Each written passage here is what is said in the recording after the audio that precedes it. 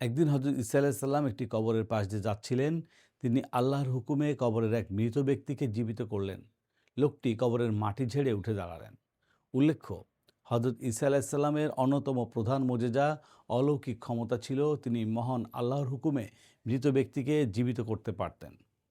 হযরত ঈসা আলাইহিস সালাম তাকে জিজ্ঞেস করলেন, দুনিয়াতে তোমার কাজ কি ছিল? লোকটি উত্তরে দিল, হে আল্লাহর নবী, আমি একজন কুলি ছিলাম। মানুষের বোঝা মাথায় বহন করতাম এবং তা দিয়েই জীবিকা নির্বাহ করতাম। আমার জীবনটি ছিল খুব সাধারণ। হযরত ঈসা আলাইহিস সালাম জিজ্ঞেস করলেন, তবে তোমার কবরের অবস্থা কি? তোমার হিসাব নিকাশ কেমন চলছে?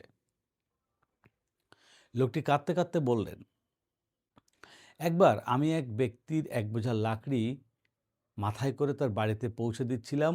পথিমধ্যে আমার দাঁতের ফাঁকে কিছু একটা আটকে গিয়েছিল। আমি মালিকের অজান্তেই সেই লাকড়ির বোঝা থেকে ছোট্ট একটি কাঠি দিয়ে আমার দাঁত খিলাল করেছিলাম। এরপর যখন আমার মৃত্যু হলো, আল্লাহ তাআলা আমাকে বললেন, হে আমার বান্দা, তুমি কি জানতে না যে আমি তোমাকে আজ এই হিসাবের কাঠগড়ায় দাঁড় করাবো? অমুক ব্যক্তি তার টাকা দিয়ে কাঠ কিনেছিল এবং তোমাকে মজুরি দিয়ে রেখেছিল, এবং তোমার কাজ ছিল সেই লাকড়িগুলো তার বাসায় পৌঁছে দেওয়া। তুমি সেই মালিকের অনুমতি ছাড়া কেন একটি কাঠি ভেঙে নিলে?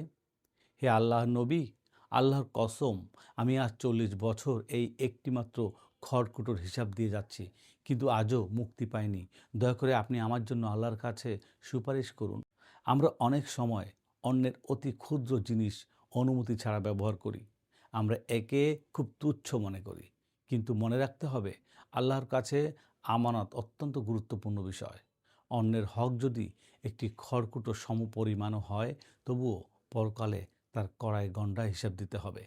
সূত্র আজ-জাহরুল ফাইহ, ইমাম ইবনুল জাওজি রহমতুল্লাহ আলাইহ। ধন্যবাদ।